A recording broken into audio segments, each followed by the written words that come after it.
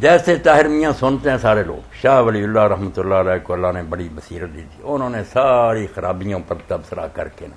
کہ امت برباد کیوں ہوئی، یہاں دو جڑیں پکڑی۔ یہ علماء کی سمجھ نہیں آتی، میرے ساتھ جھگڑتے، میری عمر گزر گئی سمجھتے، ہر شے میں پڑھ رہی، مسلم غیر مسلم، ایک خلافت کا ملوکیت میں تبدیل ہو جانا، اس سے دین برباد ہو۔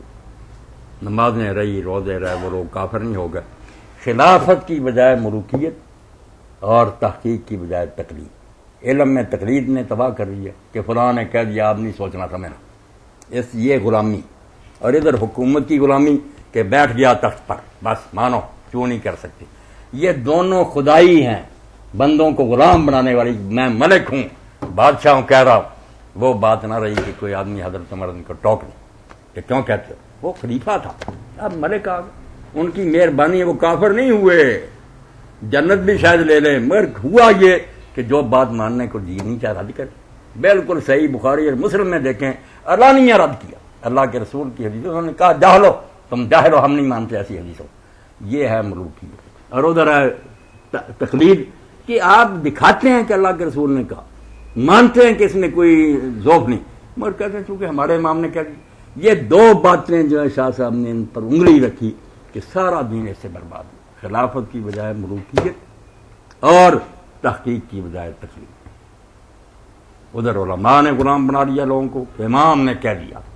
بول نہیں سکتے، خدا ہے نام، ادھر بادشاہ کہ بادشاہ کہتا تم کون بولے گا۔ یہ مصیبت ہے جو 1400 سال سے ہم گزرے، کیوں خلافت رشتہ از قرآن سے حریت را زہر اندر کام رہے۔ قرآن سے حکمران جدے ہو گئے کہ نمازیں پڑھیں گے، روزے رکھیں گے، مگر خبردار کو بولا آزادی کے گلے میں زہر کے ٹیکے قطرے ٹپکا دیے کہ بولے نہیں، اڑ گئے سر۔ 1,25,000 امام ترمذی لکھتے ہیں حسن سیدی کہ حجاج نے فرش پر لٹا کر سر اڑائے، جو جنگوں میں مارے گئے نا وہ لگ نتا پر لٹا کر ان کو علماء کو ذبح کیا، اور آخر میں حضرت سعید بن جبیر کو قتل کیا۔ جب یہ حال ہو گیا کہ 1,25,000 اللہ کا ولی سے قتل ہو رہا، عوام کیا کر ڈر گئے۔ وہی چل رہا ہے کہ اب ہم مسلمان جو ہمیں ضرورت نہیں رہی، اگر کوئی ایک آدھ ضرورت کرتا ہے تو لوگ کہتے ہیں شاباش یار مسلمانوں میں کوئی نکلا ہے۔